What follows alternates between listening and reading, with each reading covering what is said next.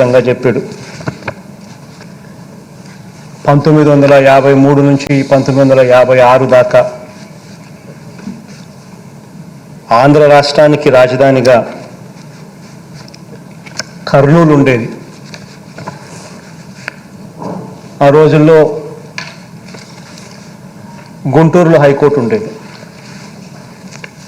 ఆ తర్వాత 1956లో 1956లో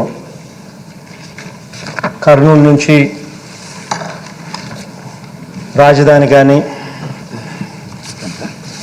గుంటూరు నుంచి హైకోర్టు కానీ రెండు కూడా హైదరాబాద్కు ఏ రకంగా తీసుకొని పోవడం జరిగింది. తీసుకొని పోయేటప్పుడు ఈ మాదిరిగా జరిగింది కాబట్టి అక్కడ ప్రజలకు వాళ్ళ ఆకాంక్షలను పరిగణలోకి తీసుకొని శ్రీబాగ్ ఒడంబడిక శ్రీబాగ్ ఒప్పందాలు అవన్నీ కూడా చేసి రకరకాలుగా ఆ రోజుల్లో రాయలసీమకు న్యాయం చేస్తామని కూడా ఏ రకంగా చెప్పడం జరిగింది. ఇవన్నీ కూడా చాలా సుదీర్ఘంగా జరిగిన తన ప్రస్తావనలో రాజా వివరించడం కూడా జరిగింది. ఆ తర్వాత కూడా ఇక్కడ ఈ ప్రాంతంలో రాజధాని పెట్టడానికి గత ప్రభుత్వం చంద్రబాబు నాయుడు గారి హయాంలో నిర్ణయం తీసుకోవడం, ఆ నిర్ణయం అప్పట్లో కాంట్రవర్షియల్ అని తెలుసు. అప్పట్లో అన్ని రకాలుగా అన్ని శ్రీకృష్ణ కమిటీ నివేదికను ఉల్లంఘించి చేసింది అని కూడా తెలుసు. అయినా కూడా తానిక్కడ 50,000 ఎకరాల్లో రాజధాని నిర్మించాలని చెప్పి గత ప్రభుత్వంలో చంద్రబాబు నాయుడు గారు అప్పట్లో నిర్ణయం తీసుకోవడం జరిగింది. అధ్యక్ష, నిర్ణయం తీసుకోవడం వల్ల ఈ రోజుకి కూడా నేను చెప్తా ఉన్నా అధ్యక్ష, ఈ ప్రాంతం అంటే నా ఇల్లు ఇక్కడే ఉంది. ఈ ప్రాంతం అంటే నాకు ఎటువంటి వ్యతిరేకత లేదు. నా ఇల్లు ఇక్కడే ఉంది.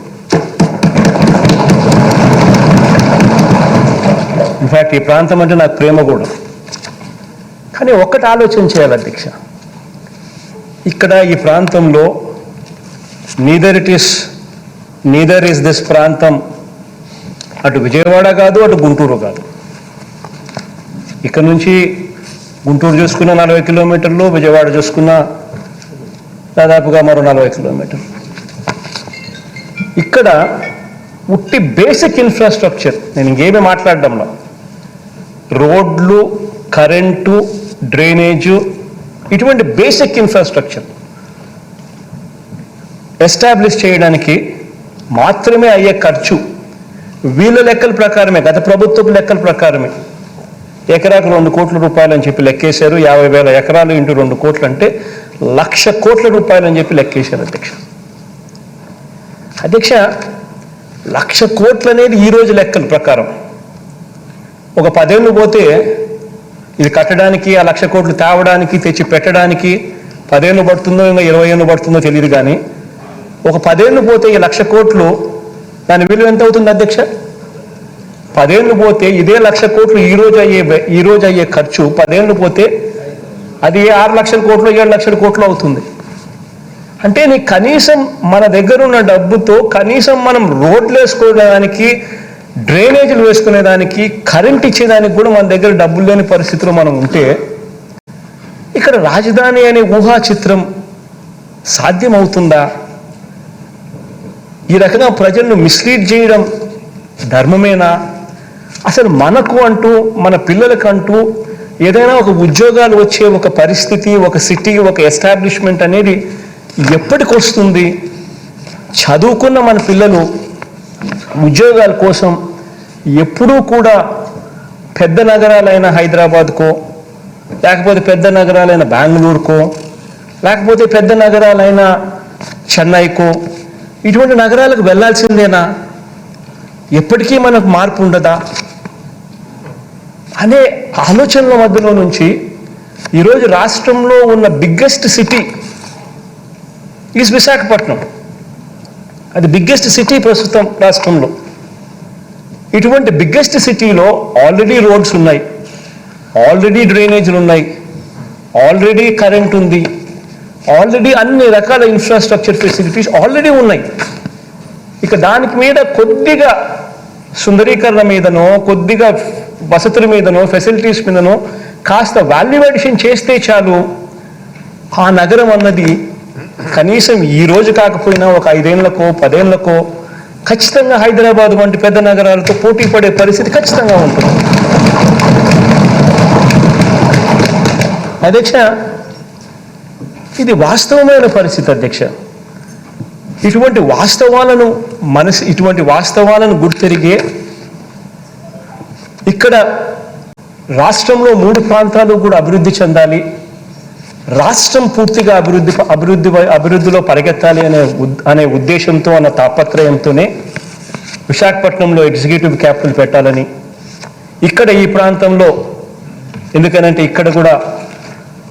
ఇక్కడ ఆకాంక్షలు కూడా ఉన్నాయి కాబట్టి ఇక్కడ ఈ ప్రాంతంలో లెజిస్లేటివ్ క్యాపిటల్ ఇక్కడ పెట్టాలని, కర్నూలులో ఇంతకుముందు 1953 నుంచి 1956 దాకా కర్నూలు ఆంధ్ర రాష్ట్రానికి క్యాపిటల్, అటువంటి క్యాపిటల్ అక్కడి నుంచి షిఫ్ట్ చేశాం.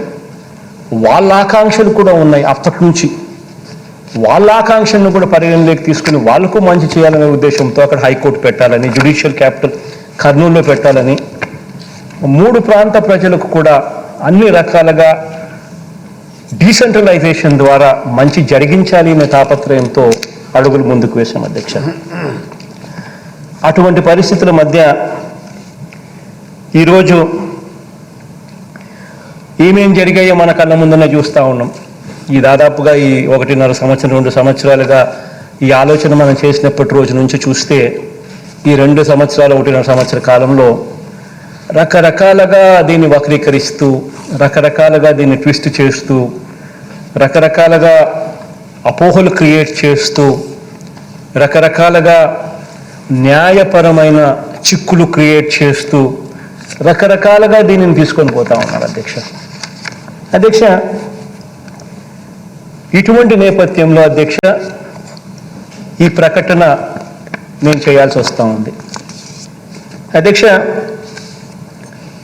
రాజధానుల వికేంద్రీకరణ బిల్లు ఆమోదం పొందిన వెంటనే 3 ప్రాంతాలకు న్యాయం చేసేలా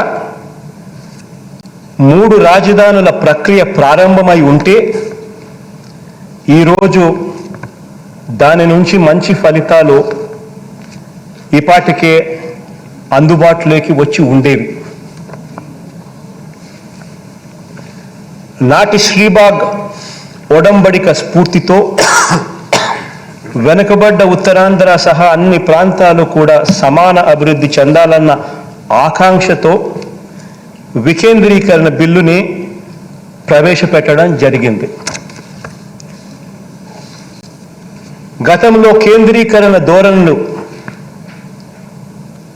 ఒకచోటే పూర్తిగా కేంద్రీకరణ అయిన పరిస్థితుల మధ్య కేంద్రీకరణ ధోరణులు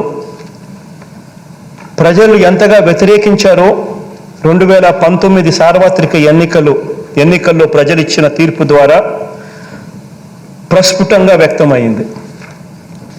మరోసారి హైదరాబాద్ లాంటి ఒక సూపర్ క్యాపిటల్ మోడల్ వద్దని, అటువంటి చారిత్రక తప్పిదాన్ని ప్రభుత్వం పాల్పడరాదని ప్రజల తీర్పు స్పష్టం చేసింది. కాబట్టే వికేంద్రీకరణ సరైన విధానం అన్నది బలంగా నమ్మి అడుగులు ముందుకు వేశాం.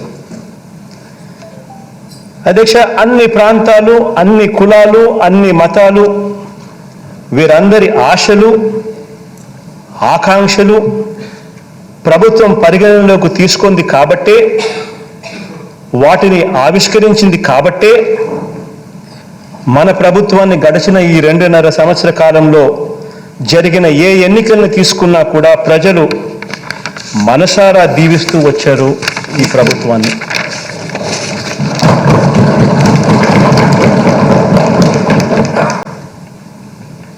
అధ్యక్ష, అయితే వికేంద్రీకరణకు సంబంధించి అనేక అపోహలు, అనేక అనుమానాలు, అనేక కోర్టు కేసులు, న్యాయపరమైన వివాదాలు, దుష్ప్రచారాలు, ఇలా ఈ 2 ఏళ్ల కాలంలో వీటినే ప్రచారాలు చేశారు అధ్యక్ష. అందరికీ న్యాయం చేయాలన్న ప్రభుత్వ సదుద్దేశాన్ని పక్కన పెట్టి కొందరికి అన్యాయం జరుగుతుందన్న వాదనను కూడా కొంతమంది ముందుకు తోయడం కూడా మనం అంతా కూడా మన కళ్ళతో చూసాం. అధ్యక్ష, ఇటువంటి బ్యాక్గ్రౌండ్లో, ఈ నేపథ్యంలో వికేంద్రీకరణ అవసరాన్ని, 3 రాజధానులకు సంబంధించిన బిల్లులోని ప్రభుత్వ సదుద్దేశాన్ని విపులంగా వివరించేందుకు చట్టపరంగా కానీ న్యాయపరంగా కానీ అన్ని సమాధానాలను బిల్లులోనే పొందుపరిచేందుకు, బిల్లుల్ని మరింత మెరుగుపరిచేందుకు, అన్ని ప్రాంతాలకు అందరికీ విస్తృతంగా వివరించేందుకు, ఇంకా ఏమైనా మార్పులు అవసరమైతే వాటిని కూడా పొందుపరిచేందుకు ఇంతకు ముందు ప్రవేశపెట్టిన బిల్లును ప్రభుత్వం వెనక్కి తీసుకొని ఇంతకు ముందు చెప్పిన అన్ని అంశాలను పరిగణలోకి తీసుకొని మళ్ళీ పూర్తి సమగ్రమైన మెరుగైన బిల్లుతో సభ ముందుకు వస్తుంది.